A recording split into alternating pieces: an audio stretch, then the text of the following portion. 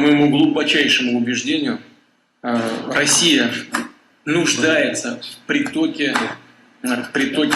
новых граждан. Властям Таджикистана советуют поддержать своих мигрантов и не быть безучастными к их судьбе. Досмотрите это видео до конца, и вы узнаете, в чем прокололись власти Таджикистана. Подписывайтесь на наше обновление, чтобы всегда оставаться в курсе событий. Правительство Таджикистана должно заниматься регулированием оттока трудовых мигрантов, обеспечением их безопасности и благополучия, а также защитой их прав в странах перебывания, говорится в опубликованном докладе Азиатского банка развития о поддержке таджикских мигрантов. Для этого властям советуют воспользоваться эффективной практикой поддержки трудовых мигрантов стран Азии. Отмечается, что главным драйвером стабильного сокращения бедности и экономического прогресса Таджикистана за последние десятилетия является трудовая миграция.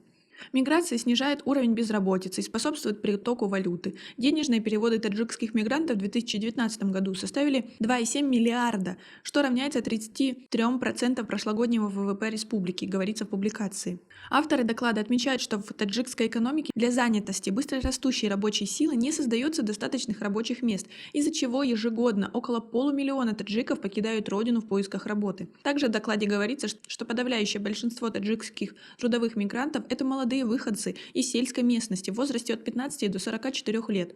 Около 98% из них едут в Россию, куда их притягивает общность совместного проживания в Советском Союзе, сравнительно понятный язык, значительная разница в зарплате, а также безвизовый режим.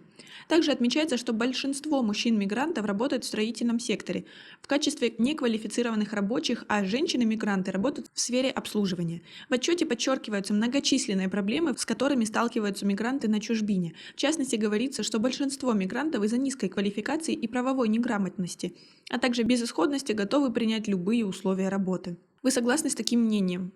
Напишите нам, пожалуйста, в комментарии, что должны сделать власти для того, чтобы мигрантам было комфортно. Такие условия приводят к трудовой эксплуатации со стороны работодателей, злоупотреблениями со стороны полиции и вымогательству со стороны преступников, считают авторы отчета. В нем также подчеркивается ксенофобское настроение в России, о котором рассказывают мигранты по возвращению на родину. Указывается, что большинство мигрантов живут и работают в крайней бедности и суровых условиях, в переполненных квартирах для экономии денег, что отражается на их здоровье.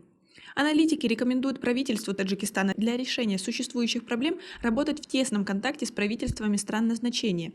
Также властям советуют находить новые рынки труда за рубежом и создавать возможности трудоустройства за пределами СНГ. В докладе говорится, что миграция является важнейшим средством существования для граждан Таджикистана. И решение существующих проблем принесет пользу не только мигрантам и их семьях, но и обществу и в конечном итоге стране.